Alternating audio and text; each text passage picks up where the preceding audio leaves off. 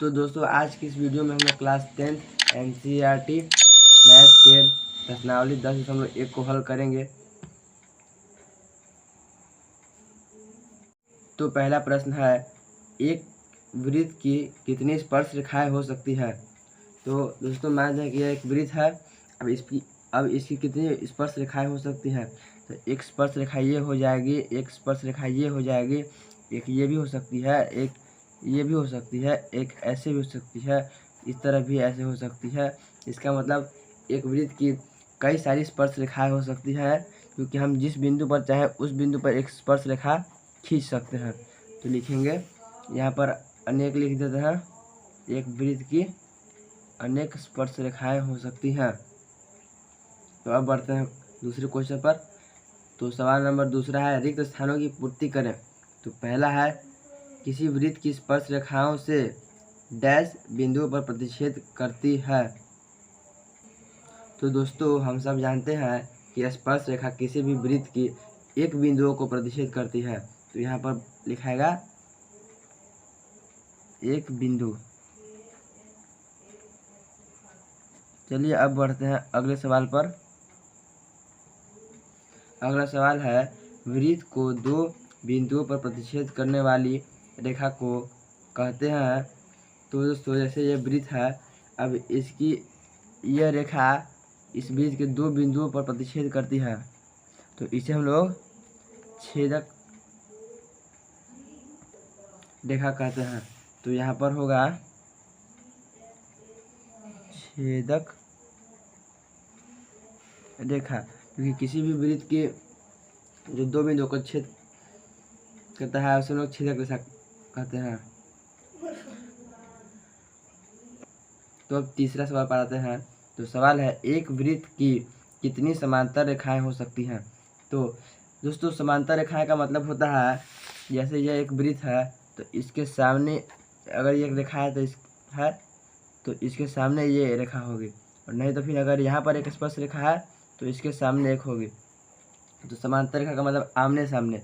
तो एक वृत्त की लगभग दो समांतर रेखाएं हो सकती है, अगर ये तो इसके सामने ये, तो एक और दो। तो यहाँ पर लिखेंगे एक वृत्त की दो समांतर रेखाएं हो सकती हैं।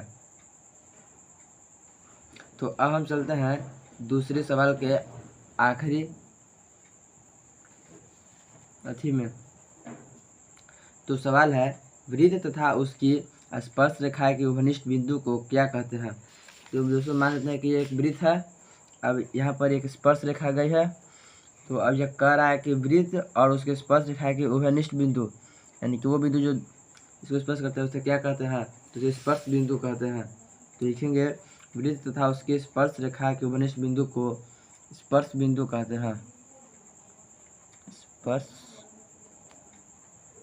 बिंदु कहते हैं। तो अब हम लोग बढ़ते हैं तीसरे सवाल पर। तो सवाल है, 5 सेंटीमीटर त्रिज्या वाले एक वृत्त के बिंदु P पर स्पर्श रेखा PQ केंद्र O से जाने वाली एक रेखा से बिंदु Q इस प्रकार मिलती है कि OQ बराबर 12 सेंटीमीटर। तो PQ की लंबाई ज्ञात करें। तो हम लोग सबसे पहले प्रश्न के अनुसार एक चित्र बना लेते हैं। तो दोस्तों मान लीजिए कि यह 5 सेंटीमीटर त्रिज्या वाला एक वृत्त है, जो बिंदु P पर स्पर्श रेखा PQ है। तो यहाँ से एक स्पर्श रेखा PQ हो गया। और अब प्रश्न में है कि केंद्र O से जाने वाली एक रेखा जो बिंदु Q पर इस प्रकार मिलती है कि OQ बराबर 12 सेंटीमीटर।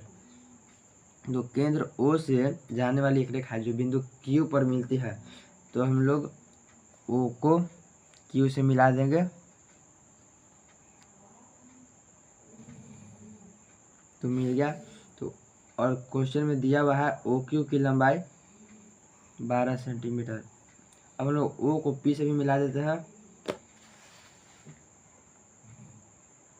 और इसका भी हमें दिया हुआ है, क्योंकि केंद्र से बिंदु B पर जो रेखा है वह एक तरह से समझिए तो वृत्त की त्रिज्या है, तो इसकी लंबाई होगी 5 सेंटीमीटर। तो अब हमें PQ यानी कि स्पर्श रेखा की लंबाई ज्ञात करना है।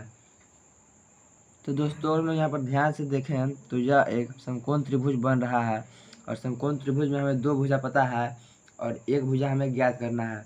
तो हम लोगों ने पिछले क्लास में पढ़ा था पाइथागोरस प्रमेय, तो उसी प्रमेय का हम लोग यहाँ पर प्रयोग करेंगे।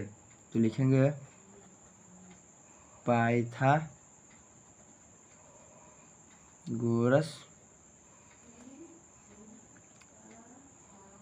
प्रमेय से पाइथागोरस प्रमेय है आधार का स्क्वायर प्लस लंब का स्क्वायर बराबर कर्ण का स्क्वायर।